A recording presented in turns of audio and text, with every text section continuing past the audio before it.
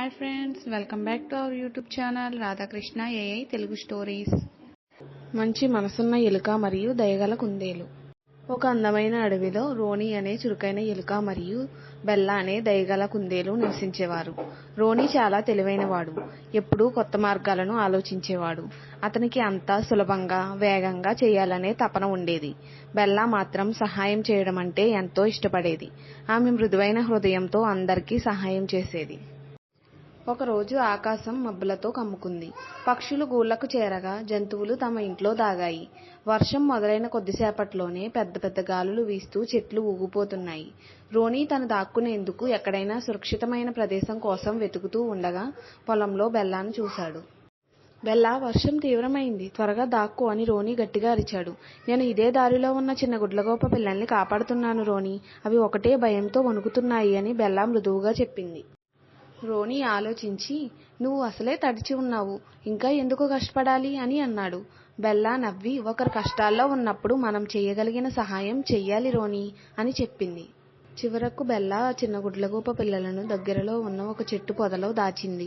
కానీ అలా సహాయం చేస్తూ ఉండగా ఆమె ఒక లోతైన గుంతలో కాలు జారి పడిపోయింది. ఓహో, నేను బయటికి రాలేకపోతున్నాను అని బెల్లా గట్టిగా అరిచింది. వర్షపు నీరు గుంతలోకి చేరడంతో ఆమె మరింత కంగారు పడింది. రోనీ తొలుత చూస్తూ, ఇది చాలా లోతుగా ఉంది బెల్లా, నేను ఎలా సహాయపడగలను అని సందేహించాడు. రోనీ, నువ్వు తెలివైన వాడివి, నువ్వు ఏదైనా మార్గాన్ని కనుగొంటావు అని బెల్లా నమ్మకంగా చెప్పింది. రోనీ తన చిన్న మెదడుకు పనిపెట్టాడు. అతను అక్కడికి దగ్గరలో ఉన్న పొదలు, చెట్టు కొమ్మలను గమనించాడు. వెంటనే పొడవైన ఒక కొమ్మను లాక్కొచ్చి బెల్లాకు అందేలా గుంతలోనికి తోశాడు. బెల్లా, దీనిని గట్టిగా పట్టుకుని ఎగిరేలా ప్రయత్నించు అని చెప్పాడు. బెల్లా కొమ్మను గట్టిగా పట్టుకుని తన కాళ్లతో నేలను గట్టిగా నొక్కింది. కొద్దిసేపటి పాటు తీవ్రమైన ప్రయత్నం చేసిన తర్వాత చివరకు బయటకు వచ్చి ఊపిరి పీల్చుకుంది. ధన్యవాదాలు రోనీ, నువ్వు లేకపోతే నేను బయటికి రాలేకపోయేదాన్ని అని బెల్లా హర్షంతో చెప్పింది. రోనీ నవ్వి, నిజం చెప్పాలంటే నువ్వే నాకు ఒక గొప్ప పాఠం నేర్పించావు బెల్లా. నిజమైన తెలివితేటలు మన స్వంత ప్రయోజనం కోసం కాదు, ఇతరులకు సహాయం చేయడానికి ఉపయోగించాలి అన్నాడు. ఆ రోజు నుంచి రోనీ మరియు బెల్లా మరింత మంచి మిత్రులుగా మారారు. అడవిలోని మిగతా జంతువులకు సహాయం చేయడానికి ఎప్పుడూ ముందుండేవారు.